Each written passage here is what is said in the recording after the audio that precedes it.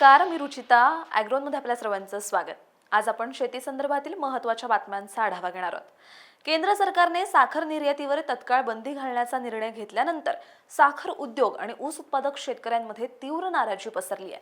आंतरराष्ट्रीय बाजारात साखरेचे दर वाढत असताना देशांतर्गत बाजारात मात्र एका रात्रीत साखरेचे दर क्विंटल मागे तब्बल 100 रुपयांनी घसरल्याचं समोर आलंय. यामुळे साखर कारखानदार आणि शेतकऱ्यांचे मोठं आर्थिक नुकसान होण्याची भीती व्यक्त केली जाते. न्यूयॉर्क आणि लंडन बाजारात साखरेच्या वायद्यांमध्ये वाढ होत असतानाच भारतातील निर्यात बंदीमुळे स्थानिक बाजारावर दबाव निर्माण झालाय.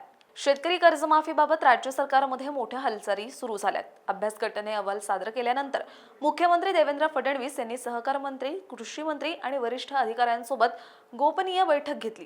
प्रवीण परदेशी समितीच्या अहवालाच्या आधारे कर्जमाफीचा अंतिम प्रस्ताव तयार करण्यासाठी ही बैठक पार पडली.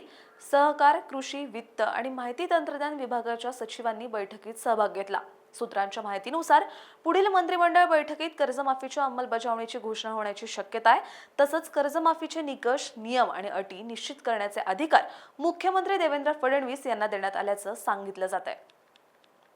राज्यातील धरणांमध्ये वाढता गाळ, घटती पाणी साठवण क्षमता आणि अनियंत्रित वाळू उपशाच्या पार्श्वभूमीवर राज्य सरकारने मोठा निर्णय घेतलाय. मंत्रिमंडळाने उजनी, गिरणा, गोसीखुर्द, मुळा, जायकवाडी आणि हतनूर या 6 मोठ्या धरणांमधून प्रायोगिक तत्वावर गाळ आणि गाळ मिश्रित वाळू काढण्याच्या सुधारित धोरणाला मंजुरी दिली आहे. या निर्णयामुळे धरणांची पाणी साठवण क्षमता वाढण्यास मदत होणार असून शेतकऱ्यांना सुपीक गाळ मोफत उपलब्ध करून दिला जाणार आहे. शेतकऱ्यांना फक्त वाहतूक खर्च करावा लागणार असून कोणतेही स्वामित्व शुल्क आकारले जाणार नाहीये. सरकारच्या या निर्णयामुळे शेतीची सुपीकता वाढण्यास आणि सिंचन प्रकल्पांच्या दुरुस्तीस मदत होणार असल्याचा दावा करण्यात येतोय. राज्यातील बेदाणा हंगाम संपताच सांगलीमध्ये अफगाणिस्तानचा असल्याचं सांगून चीनचा बेदाणा बेकायदेशीररित्या दाखल झाल्याचा आरोप होतोय. द्राक्ष उत्पादक शेतकऱ्यांनी याविरोधात आवाज उठवत प्रशासन आणि अन्न व औषध प्रशासनाकडे कारवाईची मागणी केली होती. मात्र याकडे जाणीवपूर्वक दुर्लक्ष करण्यात आल्याचा आरोप शेतकरी करतायत. सांगलीमध्ये सुमारे 100 ते 200 टन चीनचा बेदाणा विक्रीस आल्याचा अंदाज व्यक्त केला जातोय. यापूर्वीही सांगली जिल्ह्यात ऑगस्ट 2025 मध्ये देशभरात 5000 टन बेदाण्याची बेकायदा आवक केली होती. त्यानंतर डिसेंबर महिन्यातही 1080 टन बेदाणा आला होता. अर्थात गेल्या 10 महिन्यात 2 वेळा अफगाणिस्तानचा म्हणून चीनचा बेदाणा काही व्यापाऱ्यांनी आणला होता. या प्रकारामुळे स्थानिक द्राक्ष आणि बेदाणा उत्पादक शेतकऱ्यांमध्ये संतापाची लाट उसळली आहे.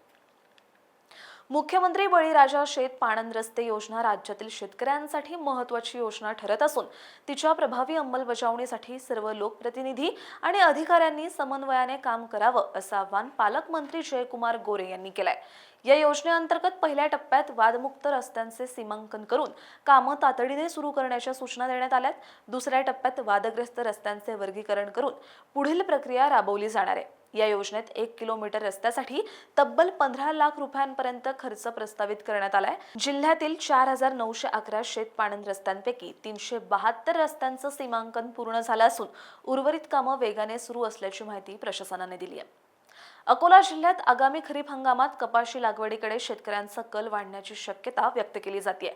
यंदा तब्बल 1,45,000 हेक्टर क्षेत्रावर कापसाची लागवड होण्याचा अंदाज कृषी विभागाने वर्तवलाय. यामुळे कापूस बियाणांची मागणी वाढण्याची शक्यता असून कंपन्यांसाठी ही मोठी संधी मानली जाते.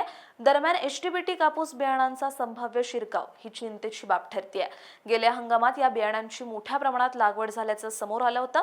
यंदा सुमारे 7 लाख बियाणांच्या पाकिटांची गरज भासणार असून प्रशासनाने 12 लाख पाकिटांची उपलब्धता करण्याचं नियोजन केलंय. एचटीबीटी बियाणांमुळे तण नियंत्रण आणि खर्च कमी होत असल्याचा दावा केला जात असल्याने अनेक शेतकरी त्याकडे वळत आहेत. त्यामुळे गावखेड्यात विशिष्ट नेटवर्कच्या माध्यमातून हे बियाणं शेतकऱ्यांपर्यंत थेट पोहोचवलं जात आहे. या बियाणांना रोखण्यासाठी कृषी खात्याने यावेळी जिल्ह्यांना पथकही नेमली आहेत. त्यांच्याकडून कितपत हे बियाणं रोखलं जात आहे हे येत्या काळात दिसून येईल.